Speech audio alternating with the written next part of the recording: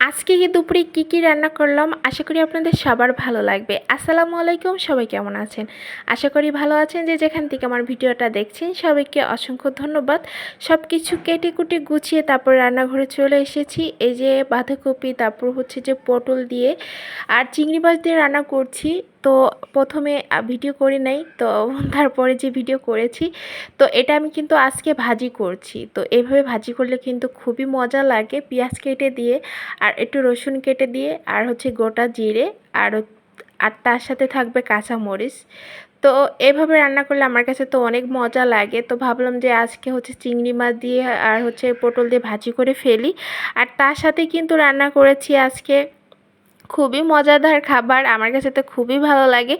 দেশি তেলাপিয়া মাছ দিয়ে তারপর হচ্ছে ধন্দল দিয়ে রান্না করেছি। আর এখন করব হচ্ছে যে মাছ ভাজি। তো এই ছোট ছোট মাছগুলো কিন্তু আমার কাছে অনেক পছন্দের আর অনেক ভালো লাগে খেতে। এটাই কিন্তু খুব বেশি একটা থাকে না, তো কাঁটাটা একটু বেশি থাকলেও কিন্তু খেতে অনেক মজা লাগে। আর আমার কাছে মনে হয় বড়োর থেকে কিন্তু ছোট তেলাপিয়াগুলো বেশি পছন্দ হয়, দেশি যেগুলা। তো এই যে আমি কিন্তু ধন্দলটা উঠিয়ে দিচ্ছি। আর ধন্দল খেতে কার না ভালো লাগে, আমার কাছে তো বেশ ভালো লাগে। তো এই যে আমি এখানে কিন্তু কি দিয়েছি আপনারা বুঝতে পারছেন। এখানে কিন্তু আমি সব বাটা মশলা দিয়ে রান্না করছি।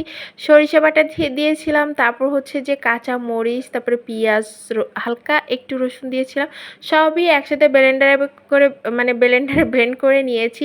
আর এ ফাঁকে কিন্তু আমি মাছটা ভাজি করছি। আমি যে মাছ ভাজি করি সেটা বলে সাহেল বাবার মাছ ভাজিটা পছন্দ হয় না, তার থেকে বেশি কড়া করে ভাজতে হবে, মানে তেলাপিয়া মাছ।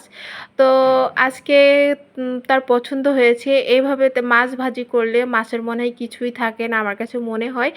আর যে নদীর যেগুলো মাছ আছে সেটা একটু কম ভাজলেও কোনো সমস্যা নাই, যেগুলো আমি পরিচিত আমার খেতেও ভালো লাগে। কিন্তু এই মাছ অতিরিক্ত ভাজলে এটা তো মনে করেন ছোটো মাছেতে কিছুই থাকবে না। তো এই যে আমি কিন্তু ধন্দল কষিয়ে নেওয়ার পরে তারপর হচ্ছে যে আমি মাছটা দিয়ে দিলাম। এভাবে রান্না করলে কিন্তু খুব মজা লাগে। জানি এক একজন এক একভাবে রান্না করে থাকেন, আর আমি প্রতিদিনের যে ব্লগটা সেটা কিন্তু আপনাদের সাথে শেয়ার করে থাকি। এই যে নাড়াচাড়া করে দিচ্ছি, আর একবারে ঝোলের পানিটা কিন্তু দিয়ে দিয়েছি, বাড়তি করে কিন্তু আর কোনো পানি দিব না। আর এ ফাঁকে কিন্তু হচ্ছে যে আমি বাঁধাকপি ভাজি করব। আর বাঁধাকপি আমার কাছে অনেক পছন্দ হয়, আর সাহেলের বাবাও খেতে পছন্দ করে, আর আমার সাহেল সোনাটা খেতে চায় না। তো ওর জন্য ও সবসময় চিংড়ি মাছ, তারপর হচ্ছে যে বড় বড় মাছ, তারপর হচ্ছে এর সাথে মাংস, ডিম এগুলো থাকলে, এমনি ছোটো মানুষরা মানে ছোটো যে বাচ্চাগুলো আছে সেগুলো কিন্তু সবজি খেতে পছন্দ করে না। আর আমাদের তো আমরা এখন বড় হয়ে গিয়েছি, তো আমাদের কথা তো এখন আলাদা। আমরা একসময় এভাবে খাই নাই, আম্মুকে অনেক জ্বালাতন করতাম। তো এখন তো সবই খাই। তো আমার এই যে এক এক সব রান্নাও হয়ে গেছে। আশা করি আপনাদের সবার ভালো লেগেছে। তো ভালো থাকবেন সবাই। আল্লাহ হাফেজ।